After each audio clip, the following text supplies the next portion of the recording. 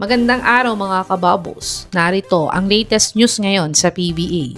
Junmar Fajardo, number 1 ulit sa Best Player of the Conference Award race. RJ Avarientos, wagi ng Player of the Week. At Alex Stockton, sa Blackwater bossing ang bagsak.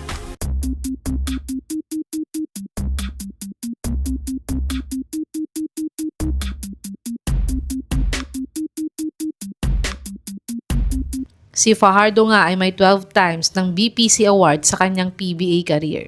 At ngayon nga ay siya na naman ang number 1 sa race ng BPC Award ngayong conference. Siya ay may 45.4 statistical points at nasa may playoffs pa din ang team niya. At ang sumunod sa kanya ay si The Beast na may 41.2 statistical points at hindi nakapasok sa playoffs ang team niya.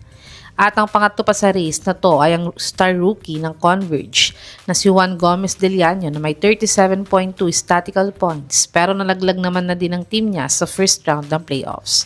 Kaya tiyak na si Abay na nga ang mag-uwi ng BPC Award ngayong Philippine Cup.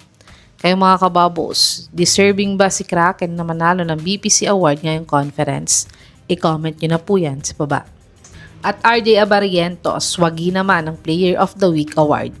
Si Avarientos nga ang isa sa dahilan kung bakit natalo ng Ginebra ang Converge sa quarters ng playoffs. Kahit nga may twice to beat advantage ang Converge, ay tinalo pa din nila ito. At siya ay nag-average ng 27.5 points, 1.5 rebounds, 3.5 assists, at 2 steals sa dalawang panalo nila kontra sa Converge.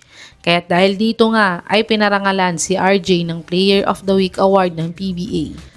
Kayo mga kababos, deserving ba si RJ sa award na to? I-comment nyo na po yan sa baba.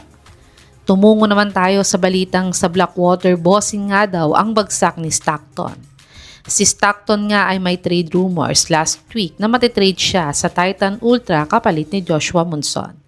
Pero ito nga ay agad ding pinabulaanan ng head coach ng Converge na si Coach Delta Pineda na hindi daw totoo na ititrade nila si Stockton pagkatapos ng PBA playoffs. Pero ayon naman sa source na to, ay interesado nga din daw ang Blackwater na makuha itong si Stockton. Ngunit, wala pa namang in-offer ang Blackwater sa Converge para makuha itong si Stockton. Sa tingin nyo mga kababos, saang team kaya matitrade si Alex Stockton this upcoming Commissioner's Cup? I-comment nyo na po yan sa baba.